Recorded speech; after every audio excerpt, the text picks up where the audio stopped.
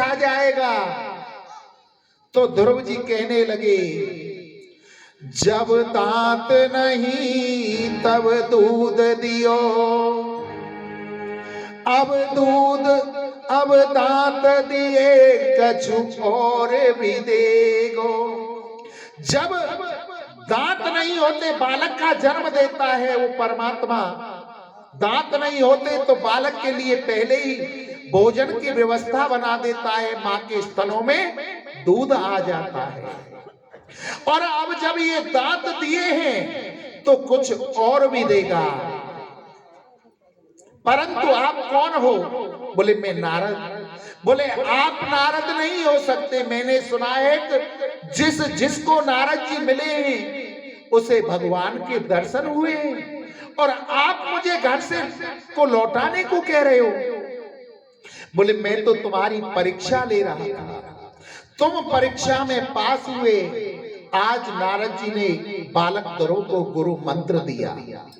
गंगा में स्नान करके गुरु मंत्र का आज बालक ध्रुव ने भजन किया है। ओम नमो भगवते वासुदेवाय, ओम नमो भगवते वासुदेवाय, ओम नमो भगवते वासुदेवाय। तो प्रभु ने आकर के बालक ध्रुव को दर्शन दिए, और बालक ध्रुव ने जब दर्शन कर लिए, कहते हैं कि जा पर कृपा राम की हुई, ता पर कृपा करें सब। आज उस बालक ध्रुव के जीवन पर भगवान की कृपा हुई तो बालक ध्रुव नाचने लगा। और जिसके ऊपर भगवान राम की कृपा हो जाती है ना, अभी मत जा सौरभ, वो नाचने लगता है। जब हनुमान जी के जीवन पर प्रभु राम की कृपा हुई तो हनुमान भी नाचने लगे थे। छम छम नाचे मेरा मेरा।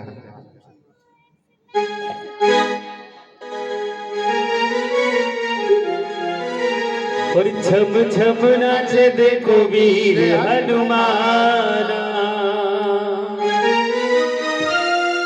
और कहते हैं लोग इसे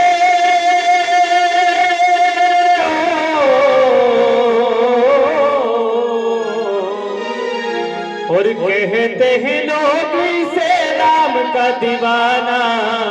छम छमे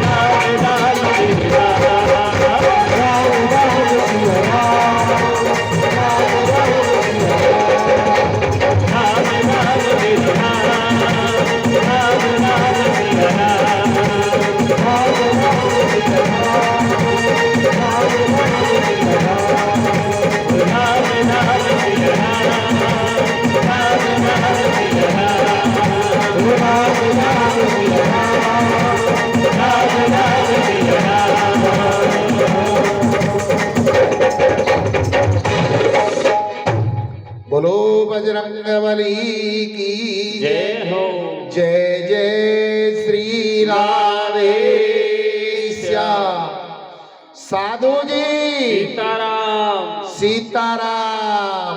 प्रेम से बोलो राधे श्याम। राधे श्याम।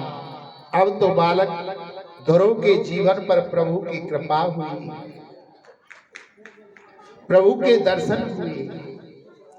ऐसे ही मेरे प्रभु ने प्रहलाद के जीवन पर कृपा की थी। जब जब प्रहलाद के जीवन में संकट आया, प्रभु ने प्रहलाद का साथ निभाया। कहते सूर्य अनेक फिर मांगत, सूर्य अनेक फिर कण मांगत, पे पद सूर सो स्वाद कहाँ, पुनिताल मजीरव जाती फिरे, मीरा जैसी मतवारी चाह कहाँ। सिया राम कथा कितनों ने लिखी, पर तुलसी जैसी मर्यादा कहाँ। नरसिंह बसे प्रति खम्मन में, पर कारण को प्रहलाद कहाँ। आज प्रहलाद ध्रुव जैसे भक्त कहां बचे हैं जो परमात्मा को खोज सके। प्रहलाद जी के ऊपर उपकार किया मेरे प्रभु ने, ध्रुव के ऊपर उपकार किया। जो जो शिष्य हुआ, जो जो भक्त हुआ, सबके ऊपर प्रभु ने उपकार किया। यहां हमें एक प्रसंग याद आ गया, आपको वो प्रसंग सुनाते हैं कि प्रभु की लीला बड़ी विडंबना है। प्रभु ने अपने जो भी भक्त हुए उन पर बड़ी अपार कृपा की। एक हमारा चेला था, चेले का नाम था क्या? चंगीलाल। वही आता है। एक बार चेला चंगीलाल अपनी ससुराल में गया अपनी पत्नी को लेने के लिए। चेला चंगीलाल कहाँ का था? गांव का। और शादी कहां से हुई थी? शहर से। शहर से शादी हुई। चंगीलाल की पत्नी का नाम था मुन्नी बाई। मुन्नी बाई ने अपनी सहेलियों को बता रखा था कि तुम्हारे जो जीजा जी है ना, बड़े पढ़े लिखे सभ्य व्यक्ति हैं। बोले अच्छा, बहुत अच्छी बात है। जब चंगीलाल अपनी ससुराल में पहुंचे तो सहेलियां देखने के लिए आई कि जीजा जी आए, देखे कैसे पढ़े लिखे अच्छे आदमी हैं। मुन्नी बाई ने देखा कि हमारे स्वामी आए, सुबह से चले होंगे और दोपहर का समय हो गया, भूख लग रही होगी, इनके लिए भोजन की व्यवस्था की जाए। मुन्नी बाई ने खीर पूड़ी सब्जी बनाई बढ़िया,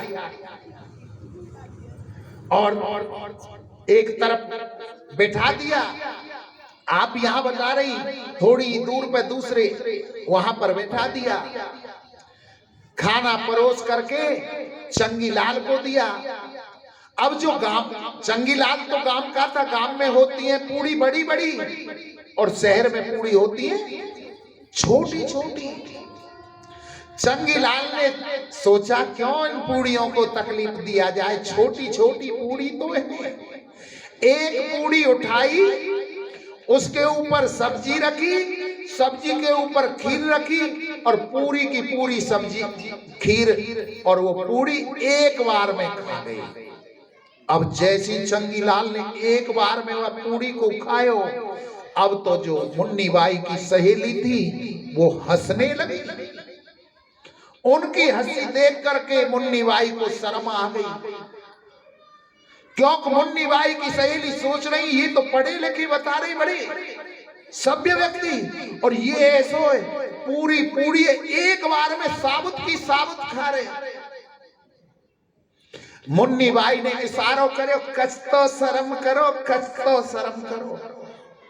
चंगीलाल समझो पत्नी कह रही है कि पहले इनकी पूजा करो, माथे पे लगाओ जब खाओ। चंगीलाल ने अगली पूड़ी उठाई, वहां पे सब्जी रखी, खीर रखी और माथे से लगाए जय हो पूरी देवी, और फिर वह गाए हो। मुन्नी बाई कहने लगी एक में थी तू कर ले मेरी तू। चंगीलाल सोचने लगे पत्नी कह रही है ज्यादा भूख लगी है, एक एक ते क्यों खा रहा हो, दो दो खा।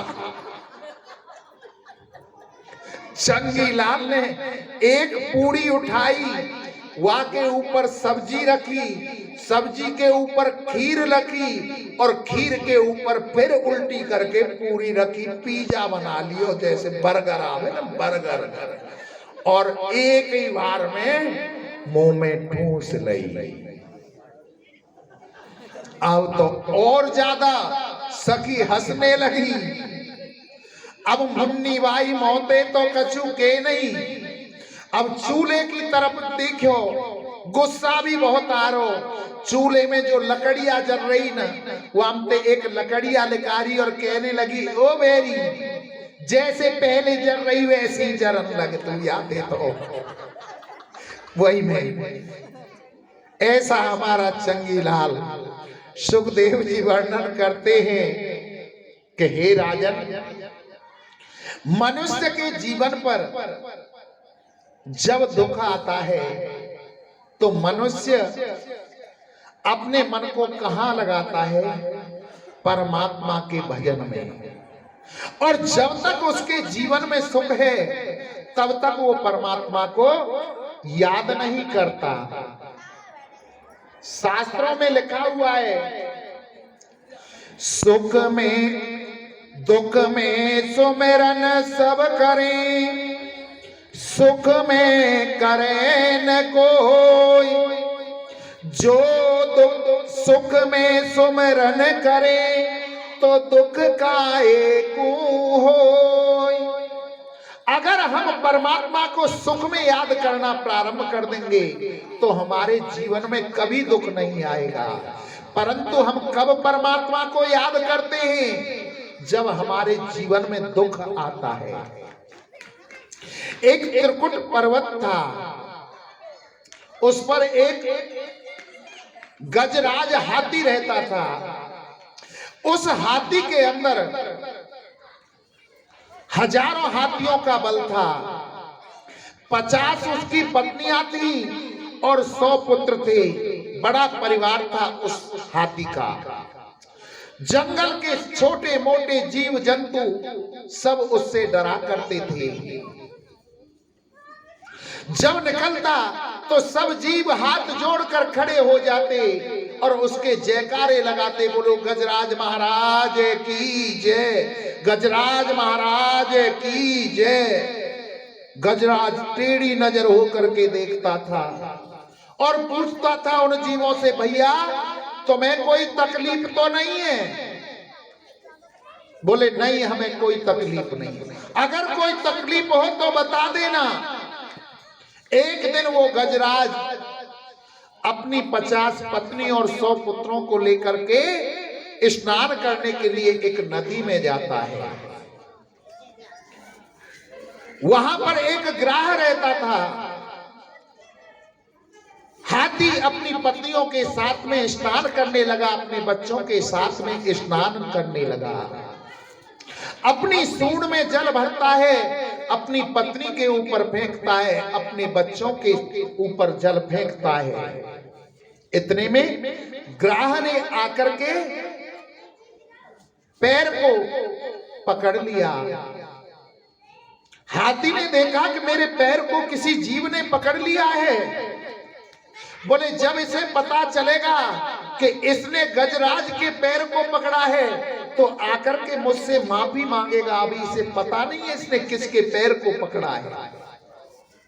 अपनी कीड़ा में लगा रहा, अपनी पत्नियों पर जल फेंकता रहा, अपने बच्चों पर जल फेंकता रहा। ग्राह ने खून को चूसना प्रारंभ किया। इतना खून उसका चूसा, इतना खून उसका चूसा कि वो निर्बल सा होने लगा हाथी, और अपनी पत्नी से और अपने बच्चों से कहने लगा, मुझे बचाओ, मुझे बचाओ, ये ग्राह मुझे जल में खींच करके ले रहा है। पत्नियों ने सूंड में सूंड फंसाई, बालकों ने हाथी के सूंड फंसाई, हाथी को खींचना प्रारंभ किया, परंतु हाथी नहीं खींचा, क्योंकि जल के जीव की जल के अंदर अधिक ताकत होती है। हाथी नहीं खींचा। 10-5 दिन पुत्रों ने जोर लगाया, बोले पिताजी आप तो आ नहीं रहे, साथ छोड़ करके चल दिए। पत्नियां लगी रही, 10-20 दिन तक वो भी लगी रही, उन्होंने भी खूब जोर लगाए, परंतु हाथी बाहर नहीं आया। हथनियों ने देखा कि ये तो स्वामी आ नहीं रहे, उन्होंने भी अपनी सूंड को छुड़ाया और वो भी चल दिए। जिन पत्नी और बालकों को हम अपना मानते थे, आज वो साथ छोड़ करके चल दिए। गजराज ने देखा कि मुझे बचाने वाला कोई नहीं है, मेरे प्राण जाने वाले हैं। इधर उधर देखा, एक कमल का फूल दिखाई दिया, उस फूल को सूंड में उठा लिया और गोविंद से प्रार्थना करने लगे, पकड़े लो हाथे बने वारी,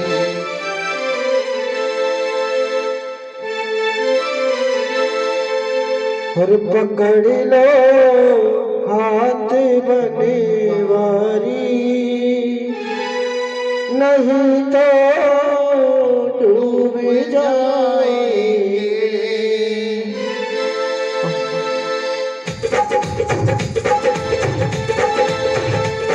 पकड़ लो हाथ बने वारी, नहीं तो डूब जाएंगे। पकड़ लो हाथ बने वारी, नहीं तो डूब जाएंगे।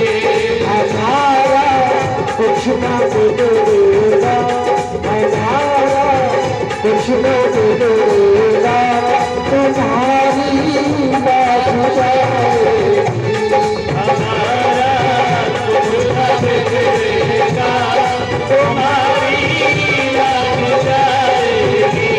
पकड़ लो हाथ बने वारी, नहीं तो डूब जाएंगे।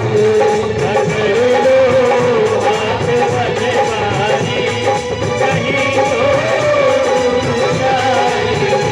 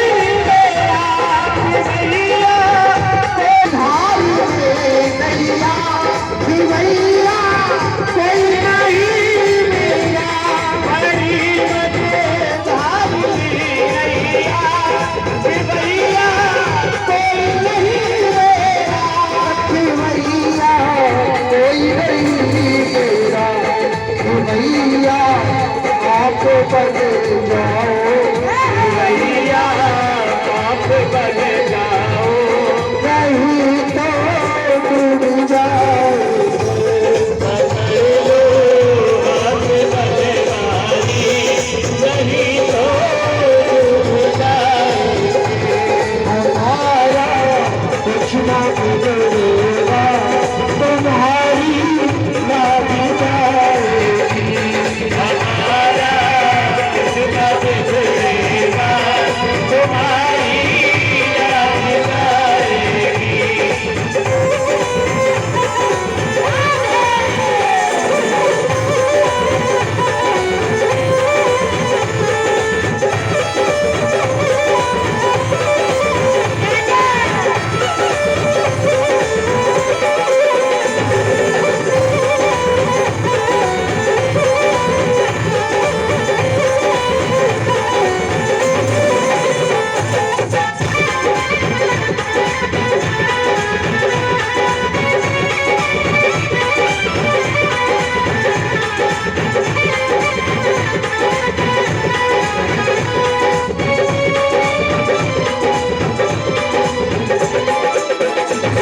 होती है पाप की लठड़ी, वचन पापों का है भारी, भजन बापों का है भारी, भजन बापों का है भारी।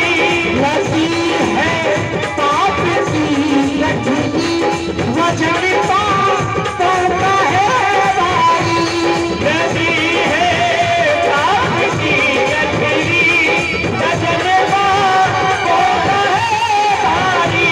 वचन पापों का है भारी।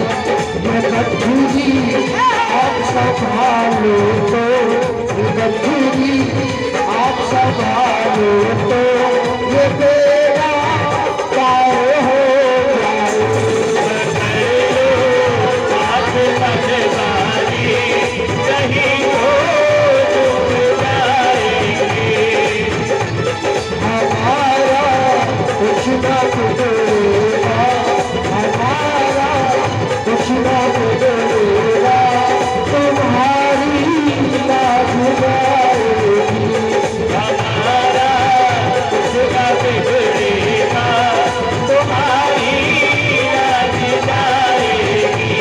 तुम्हारी लाज जाएगी, तुम्हारी याद जाएगी। तुम्हारी लाज जाएगी।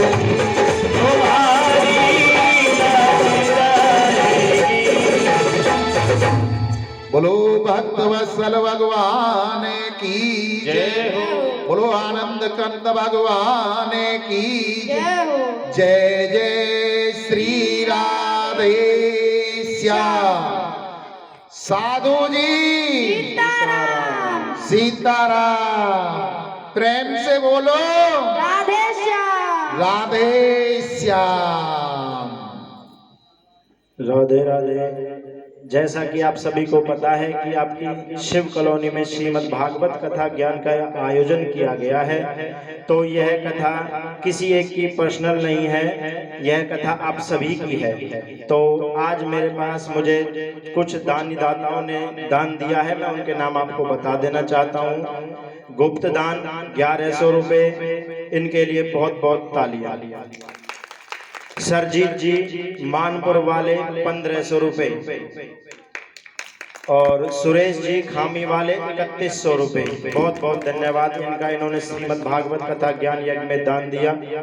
आजाद जी खामी वाले 1100 रुपये, इनके लिए भी बहुत बहुत तालियां। तो मैं आप सभी को बता दूं कि यह श्रीमद् भागवत कथा आप सभी की है। आप सभी कुछ ना कुछ दान दे करके अपने जीवन को धन्य बनाएं, और कल कृष्ण जन्म होगा, राम जन्म होगा, आप उसमें आए और और जो भी भक्त हमारे परम पूज्य गुरु जी महाराज से हरि नाम की माला लेना चाहते हैं या फिर गुरु मनाना चाहते हैं तो उन्हें कल निःशुल्क हरि नाम की माला और गुरु माला दी जाएगी। राधे राधे। बोलो वृंदावन माँ के बिहारी लाल की जय। जय जय श्री राधे श्याम। साधु जी सीताराम सीताराम। प्रेम से बोलो राधे श्याम राधे श्याम। जब गज को लगा कर मुझे बचाने वाला कोई नहीं है, एक पुष्प को उठा लिया और परमात्मा की तरफ गो कह पाया, बिंद कह नहीं पाया है। उससे पहले आकर के मेरे प्रभु ने उस गजराज को बचाया, ग्राहक को मुक्ति दिलाई। श्री सुखदेव जी वर्णन करते हैं कि हे राजन, प्रभु बड़े दयालु हैं। एक बार राजा बलि ने अपने गुरु शुक्राचार्य जी से पूछा, गुरु जी एक बात बतलाओ, हम देवताओं को मार तो सकते नहीं है, क्योंकि उन्होंने अमृत पी रखा है, क्या कभी उनको हरा भी नहीं सकते?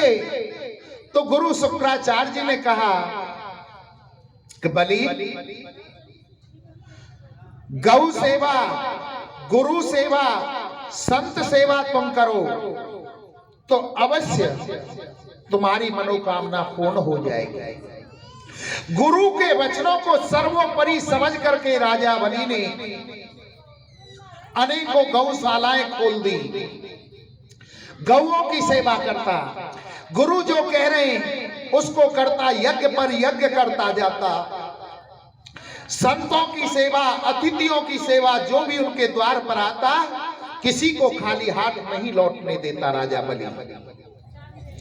एक दिन शुक्राचार्य जी ने राजा बलि की भक्ति से प्रसन्न होकर के कहा कि हे राजा बलि, अब तू स्वर्ग पर चढ़ाई कर दे, तुझे कोई नहीं हरा सकता। आज राजा बलि के जीवन पर गुरु की कृपा हुई, राजा बलि ने स्वर्ग पर चढ़ाई की, स्वर्ग को जीत लिया, तीनों लोकों पर अपना राज्य जमा लिया, इंद्र आदि को निकाल दिया।